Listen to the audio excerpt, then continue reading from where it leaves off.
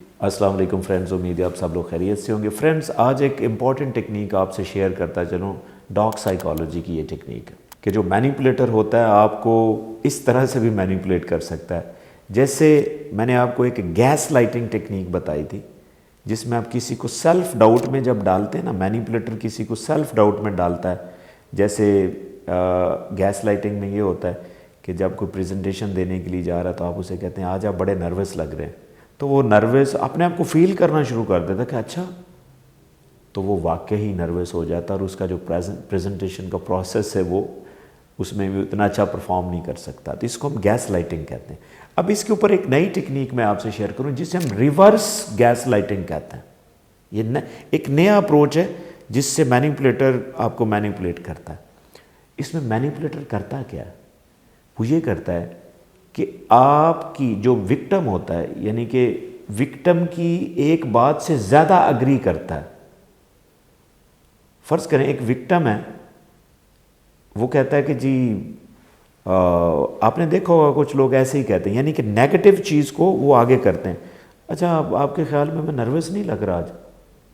अब मैनिपुलेटर इस चीज़ का फ़ायदा उठाता है। वो कहता है हाँ बिल्कुल आज आप नर्वस लग रहे हैं, और फिर वो इस चीज़ को एम्पलीफाई भी करता है। वो कैसे करता है?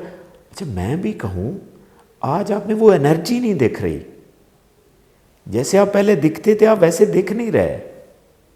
आपके चलने से, अंदाज से ही पता चल रहा है कि आज आप नर्वस लग रहे हैं। अब वो साथ फिर एम्पलीफाई भी करता है।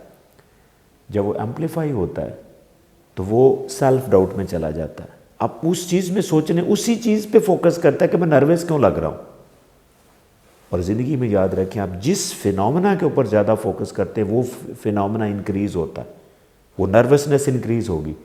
इससे होता क्या है कि जब भी आप सेल्फ डाउट में जाते हैं तो आपका जो ब्रेन एरिया जो डिसाइड करता है, जो प्लान करता है, वो वीक होना शुरू हो जाता है।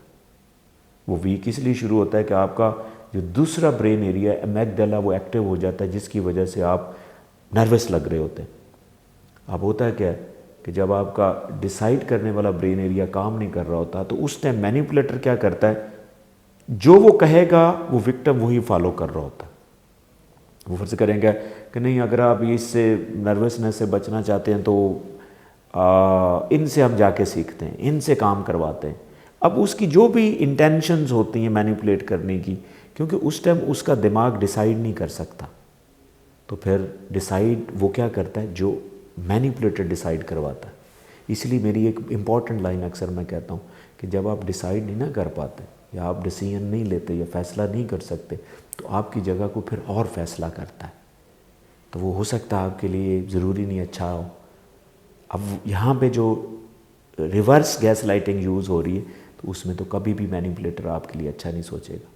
तो इसलिए आप इस अप्रोच से भी बचें। इससे बचने का मकसद क्या, टिप क्या हो सकता है कि कभी भी अपने आप को, अगर आपने मशवरा लेना है तो नेगेटिव चीज़ में आपने मशवरा नहीं लेना। कि जैसे आप ऐसे कह रहे हैं कि अच्छा आज मैं नर्वस लग रहा हूँ, ऐसे ना कहें। आप ये भी तो कह सकते हैं आज मैं कितना कॉन्फिडेंट लग रहा हूँ, आज मैं कितना अच्छा लग रहा हूँ। आप हमेशा पॉजिटिव साइड पे क्यों नहीं कहते? हाँ, अगर कोई फीडबैक देना चाहेगा तो ज़रूर देगा। हाँ, वो ये ज़रूर कहेगा हाँ आप अच्छे लग रहे हैं, लेकिन इसमें ये चीज़ बेहतर कर लें। उससे आपको इतना डैमेज नहीं होगा जितना ये रिवर्स गैस लाइटिंग से डैमेज होता है। तो अगर आपके साथ कभी ऐसी सिचुएशन है या आप एज ए विक्टिम ऐसा बिहेव करते हैं तो ऐसा ना करें, क्योंकि मैनिपुलेटर इस चीज़ का फ़ायदा उठाएगा और आपको कहीं ना कहीं मैनिपुलेट करेगा, कंट्रोल करेगा, और ऑब्वियसली आपको डैमेज होगा। आई होप कि आपको ये टेक्निक, ये रिवर्स गैस लाइटिंग का कॉन्सेप्ट समझ में आया होगा। But still if you have any question please write me in the comment section and definitely will answer. Thank you.